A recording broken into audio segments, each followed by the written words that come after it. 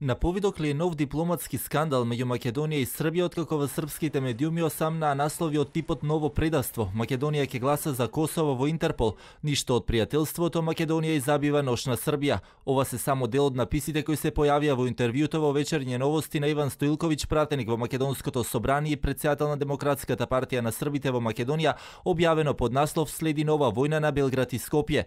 Стоилковиќ во интервјуто вели дека и покрај инсистирањето не добил одговор дали Македонија ќе гласа за Косово во Интерпол, како што не добил ниту за скандалот поради кој официјален Белград го повлече својот персонал од амбасадата во Скопје.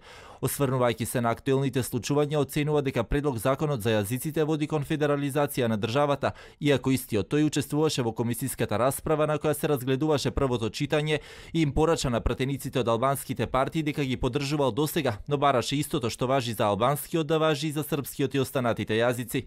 Уште еднаш да станем да се погледнеме вака. Јас сум единствениот србин пратеник во Собранието на Република Македонија кој досега ги поддржал сите закони кои значат и носат подобрување на правата на албанците. Што повеќе слободи и поголеми права да имаме, толку е посилна и државата. И ви гарантирам и верувам дека и вие истото треба да го направите. Значи, воопшто да не сеете вако видна страв меѓу граѓаните на Република Македонија. Македонија до крајот на септември ќе мора да се изјасни за приемот на Косово во Интерпол, одлука од која ќе зависи какви ќе бидат понатамошните односи со Србија.